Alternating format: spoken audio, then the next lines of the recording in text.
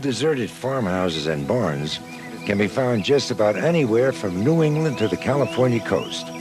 And although farming has long since become a more commercial venture, the roots still lie in waiting along the back roads of America.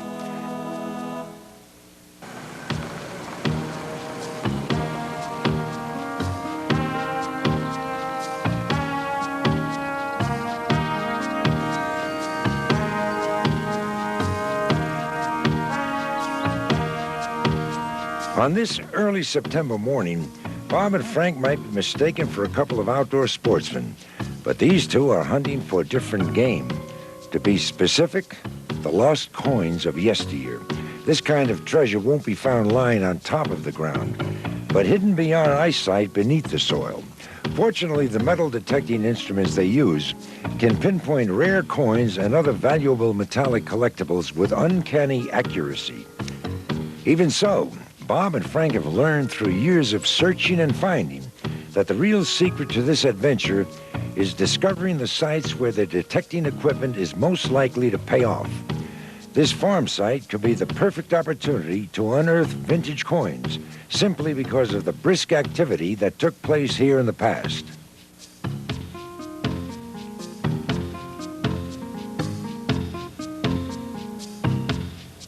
Rich chards of tobacco once hung from these rafters.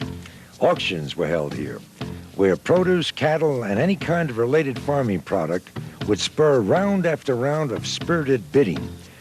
To search for treasure in an old barn is a chance that no hunter would turn down.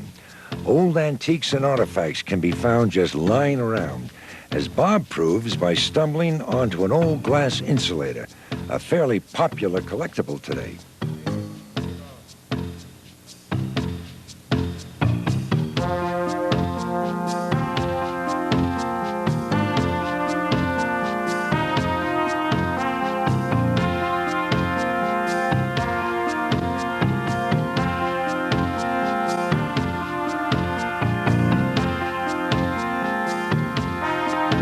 But Frank, hunting the grounds outside, unearthed several coins, including a large penny in fairly good shape, considering that the acids in the soil tend to corrode copper.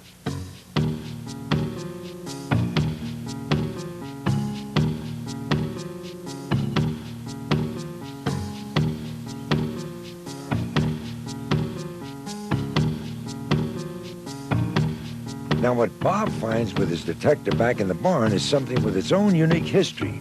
They call it the picker's check. Frank, have you dug any of these picker checks? Yeah, hey, I dug one. Yours is a 5, I dug a 6. See what you got. Yeah, 5, 6. Obviously, that's for the amount of bushels that were picked. And we've got the farmer's initials here, JMC. Both octagon, 8 sides. Farmers would pay their fruit and vegetable pickers with these little metallic discs. The initials were the farmer's own, and the number was the denomination of the count of what the hands brought in. They came in a variety of shapes and sizes to designate anything from corn to cucumbers. At the end of the week, they would turn them into the farm owner for hard cash.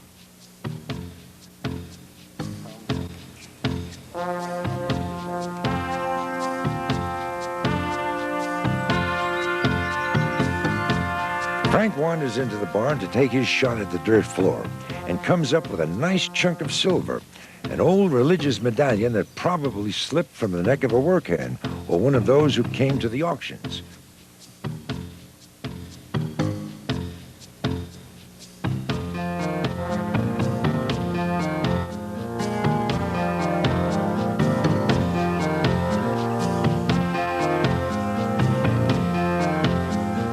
The old farmhouse served its purpose well over the years, but time has finally caught up with the abandoned structure, and Bob looks over the area for a good place to search.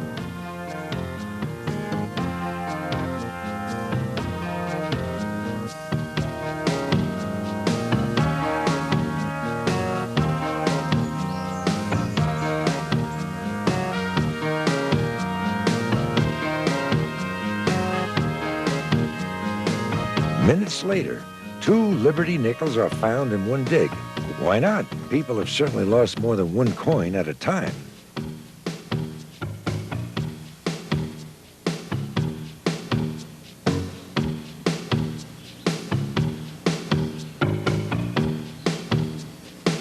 But it's when they lose the large denominations that Frank gets excited. Silver, by its very nature, is rather resilient to adverse soil conditions, and many times they look like the day they were lost, even after hundreds of years in the ground.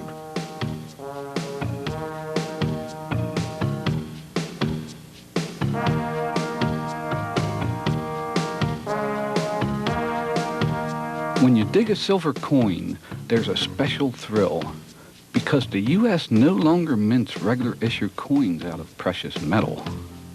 But all the dimes, quarters, half dollars, and dollars were made of silver prior to 1965.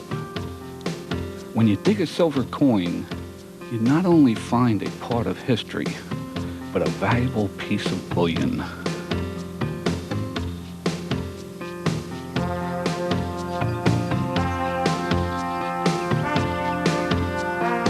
The old barn and farmhouse proved to be an excellent site for Bob and Frank, as a myriad of different metallic collectibles surface.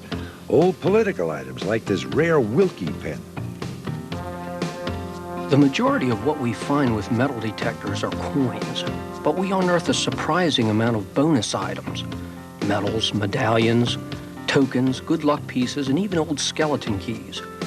They add a little bit of mystery to the hunt, each item with its own personality and a different story to tell about a bygone era.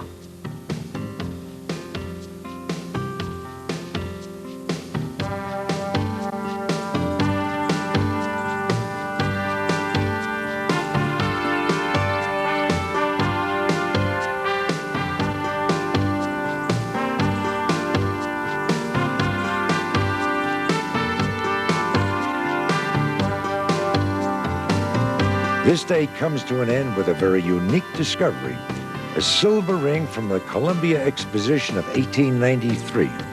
This ring is actually registered with a serial number for authenticity.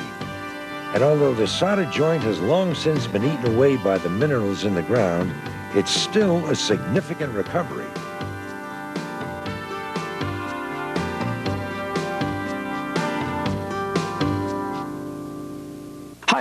Tony, this is a nice silver dollar. Where'd you dig it?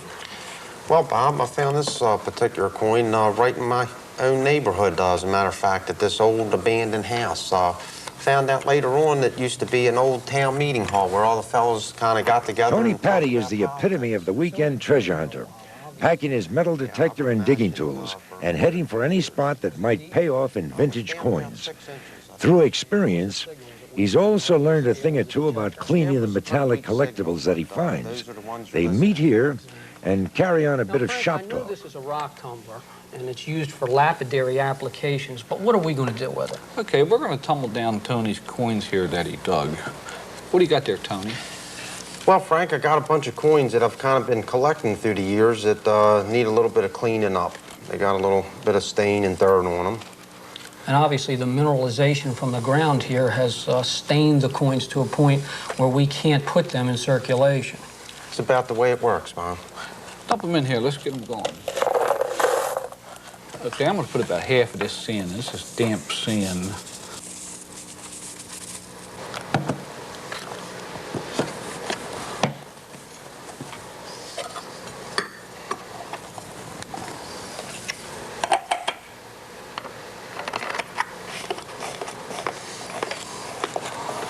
Okay, pop her on here, Tony. Okay. Okay.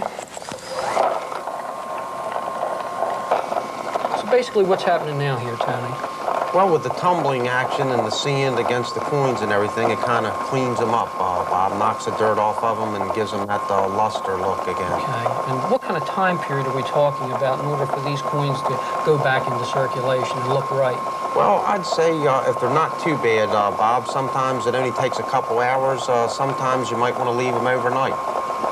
Bob and Frank had a taste of searching a rural spot at the old farm, but Tony wants to introduce them to something entirely different. That been pulling some pretty nice coins out of. It goes back quite a few years and been getting some good results from. As a matter of fact, how old is this park? Well, Bob would say this park is about 60, 70 years old. Well, that's plenty time for people to have lost quite a few vintage coins. Oh, yeah, Bob. We pulled out a number of, real nice coins out of this park. So we should have a pretty nice day tomorrow. Sounds good. Let's do it. Okay.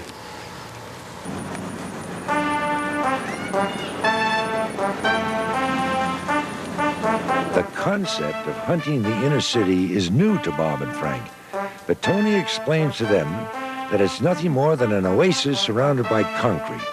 In a way, a protective parcel preserved as a royal setting within the city.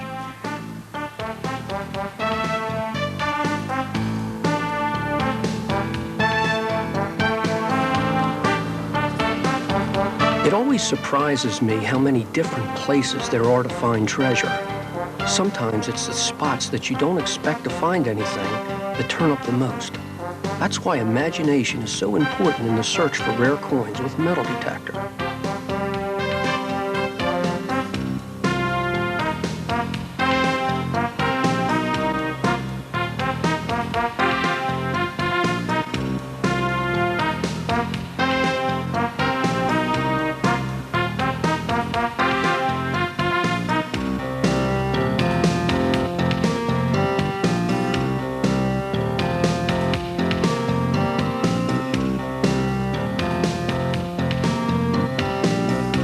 It's Tony who unearths the first piece of lost Americana, a barber $50, named after the engraver who designed the piece. A coin considered one of the most beautiful in American numismatic circles.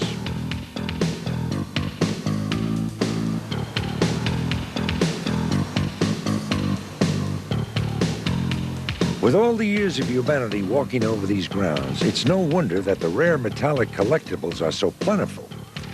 Children's toys like lead soldiers can be found, along with rare medallions like this commemorative piece of John F. Kennedy. Even colonial coins like this one from England occasionally find their way into the hand of the metal detecting enthusiast. After researching the area, Bob decides to try his hand at what was once called the Egg Hill. Occasionally, I'll change instruments in the middle of a hunt. Metal detectors perform differently. Some scan deeper and others eliminate trash items better than others. Most of the experienced hunters own more than one unit for that reason. Even though these units are composed of complex electronics, they're easy to operate. The principle is a simple one. The search coil scans the ground and sends a signal back to the control box. That information is processed and relayed to the operator in the form of an audible tone.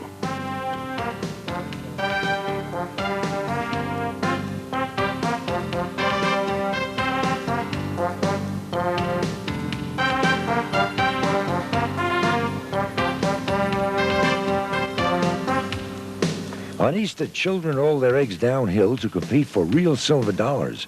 Occasionally, a lucky hunter pulls one from deep below the surface.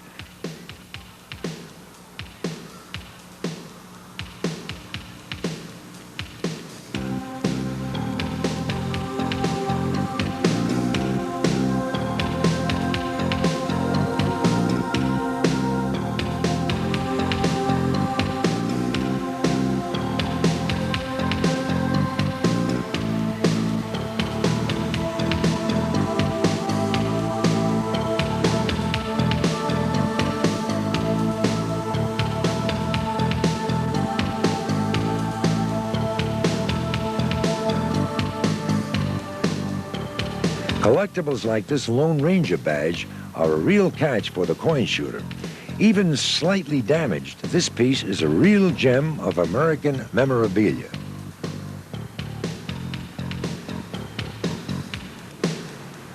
At this park, you can use a metal detector after you obtain a permit. After that, the only thing that really matters is that you respect the landscape and cut a neat, replaceable plug with your digging tool when you go for the target.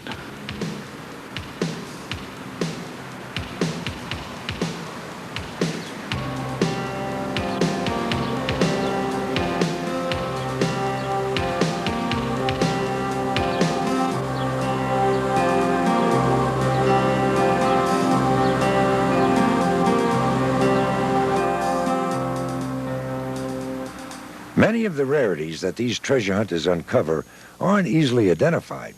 They may look familiar, but precise identification can at times be elusive. But these hunters realize that when a prime piece is unearthed, the cleaning process can be delicate. Frank, for as long as I've known you, you've always been into gadgetry, and this certainly is no exception. What do we have here? Okay, we have electrolysis unit here. And what we're going to do is clean special coins with it. Okay, we've seen the tumbler. Right. And that's capable of cleaning, gosh, 300-400 coins at a time. But this is for cleaning individual coins. Right. What we have here is a positive and a negative passing through the solution and cleaning the coin. Okay. What I have here is 2 glasses of water. What I'm going to do is add in a salt content solution in this, and that's going to make it activate. Okay. So I'm going to put some in here.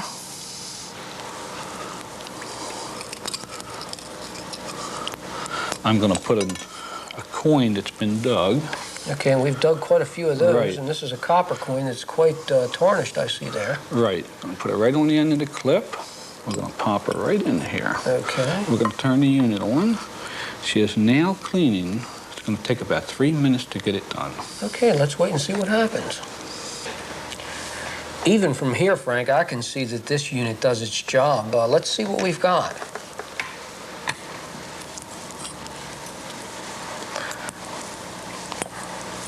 Yeah, I can see the corrosion coming right off on your thumb, and my understanding is that this is the process that they use to clean the ancient coins that actually come off of shipwrecks. That's right, Bob.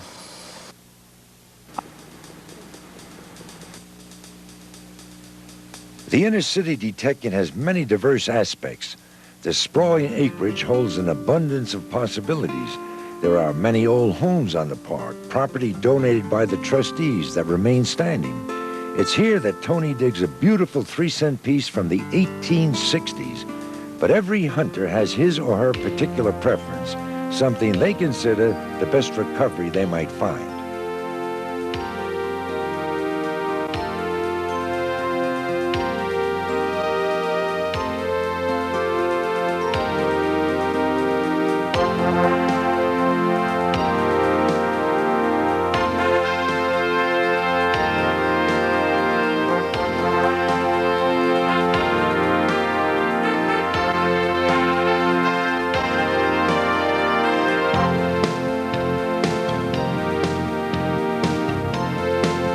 I look for the unusual, that one-of-a-kind piece, something that makes me think a little bit. A military dog tag, for instance, might send me off on a search for the owner. That becomes another adventure in itself.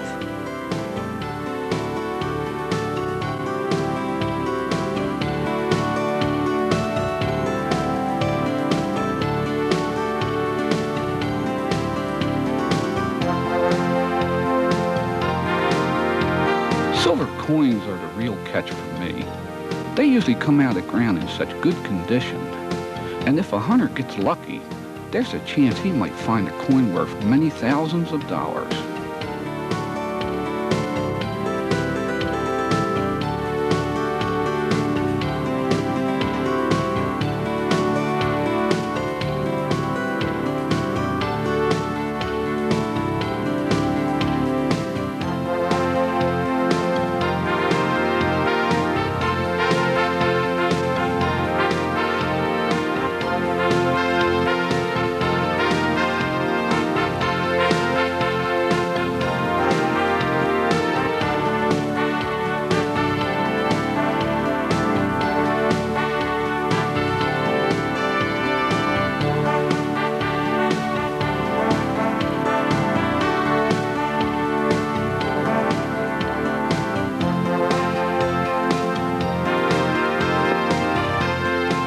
There's no bigger thrill in the world for me than finding treasure with a metal detector.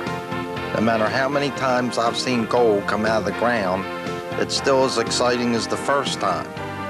And if you get real lucky, you might just find the biggest catch of them all, a real gold coin. Now that's my kind of treasure.